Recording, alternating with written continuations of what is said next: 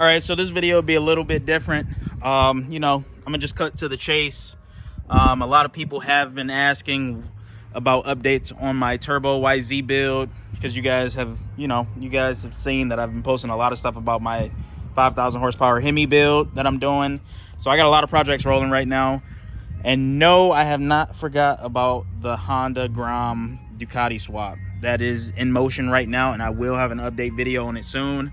I do apologize because things have not been moving as fast as I want them to, but a lot of these parts that I'm running on my build are custom and they just take time to get. So without further ado, I do want to shout out Cryo Heat. They are a big part of this V3 setup going together for my turbo build. And yes, this would not be a proper hood YouTube video without the ice cream truck noises in the back, so please excuse that. But anyways, yeah, I want to shout out Cryo Heat. Like I said, these guys have been a pretty substantial supporter of the build. Mostly everything you see laid out on the table right now, they have had their hands on it. So as I shown in my previous video, you can see the transmission absolutely looks gorgeous. Everything has a nice mirror finish to it. So this is what is referred to as rim polishing. So it's going to shift like butter. Take a look at that. I'll just give you guys a... Almost looks billet. And then took it a step further. They had me send some more parts out, as you can see. Oh, I did not want that to fly on the ground. Everything's flying on the ground. But anyways, got the crank welded. Got my Crankworks rod on there. This is a Carrillo piston. Another thing people have been pretty curious about, they want to know what type of compression I'm running this time around. So with the Carrillo piston that I'm running, sorry, I'm trying not to lose parts, but let me open up this build sheet right here. So yeah, with the Carrillo piston that I'm running, and I know people are going to crucify me when they see this, but the compression this time around will be 14.3 to 1.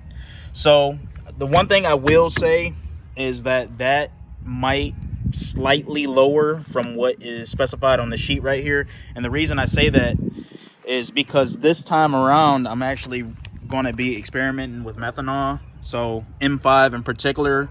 And generally, a good rule of thumb when it comes to engines and running methanol as a fuel is you generally want to open up the quench distance a little bit. So, in order to do that easily, basically what I'm going to do, and I think I forgot to bring it out here, but basically the base gasket that goes underneath this jug right here, that I'll probably double up on the gaskets. Because I want to say those are somewhere in the area of like 30 thousandths thickness.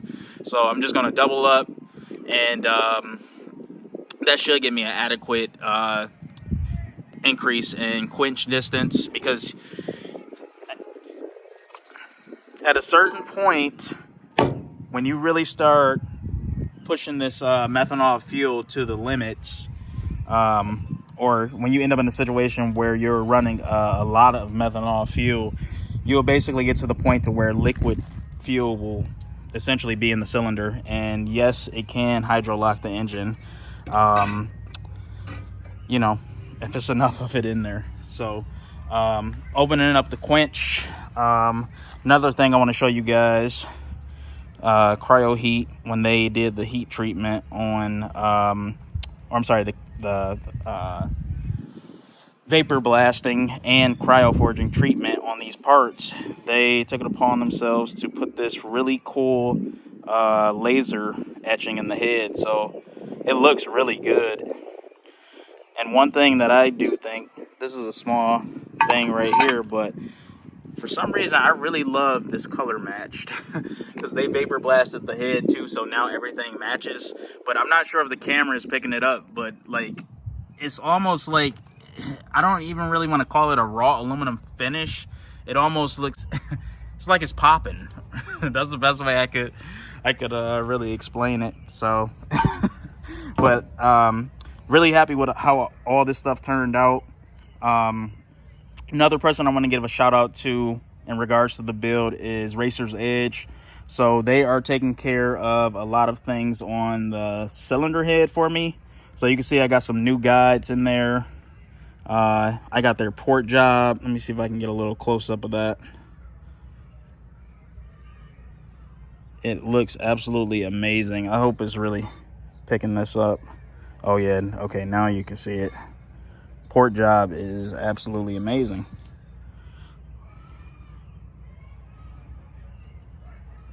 Zoom out a little bit. But yeah, I'm really happy with it. I actually got to send this back out tomorrow morning because I'm getting a set of custom Ferrea valves. So my cylinder head is actually set up with plus 2mm valves. So they are slightly larger than stock, or to be exact, they're 2mm larger in diameter than stock. So that should really go good with this 102mm bore. And for the people that don't know, the stock bore on these YZ450s is a 97mm bore. So increase of 5mm, and technically by increasing the bore size to that diameter, I no longer have a YZ450. It's essentially a YZ500 now. So it's exactly 50cc bump in cubic inch or cubic centimeter or whatever it is, cc. And yeah, I'll be running a copper head gasket. I think I talked about this a little bit in my previous video. So as you can see with the copper head gasket, I don't have it in here right now, but the next video that I make when the engine goes together, because I don't think Racer's Edge should have this stuff for long once I send it back to them. But essentially, by running a copper head gasket, that requires you to run a top fuel hoop or an O-ring. I'm running something or the exact same thing on my 5,000 horsepower Hemi build. So when I get this back, you'll basically see a receiver groove around the cylinder bore.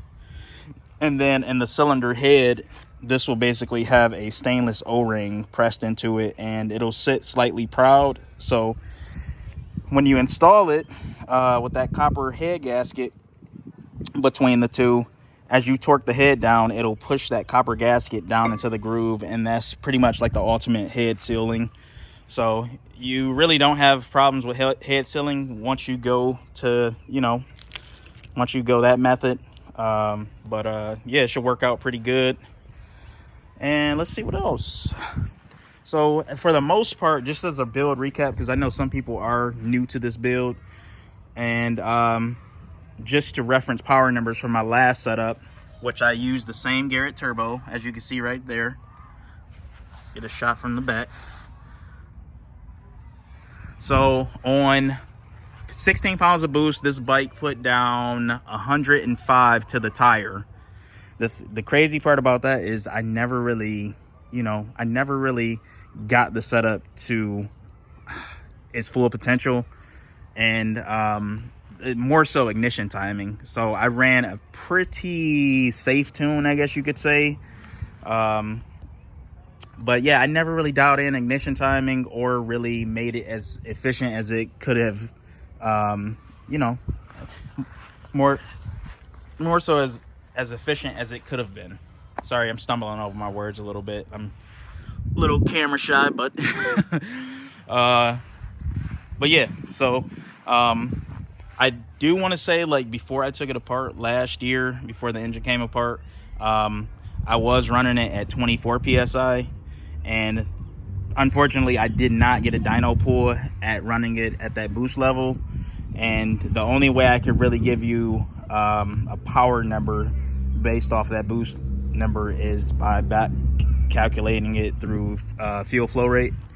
And someone actually helped me do this, but theoretically at 24 psi, based off the fuel flow numbers, this thing was making around 130 horsepower. And I wholeheartedly believe that, because it felt like a great ape.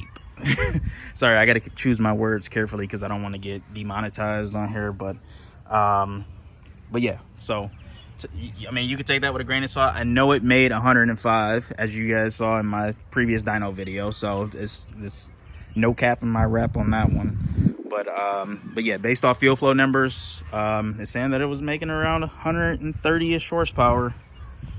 And it definitely felt like a different animal at that boost level compared to the 15-16 psi mark. So this turbo I am going to roll with again this year. I mean, it's treated me pretty well, so I kind of want to see if I could just run it to its wits end and see if I can get some more power out of it. But you know, as with anything, I am always looking to upgrade, so we'll see how long it stays on there. But you know, I just with this build this time around, since I had so much luck with it on my V2 setup, I don't want to really make drastic changes like that.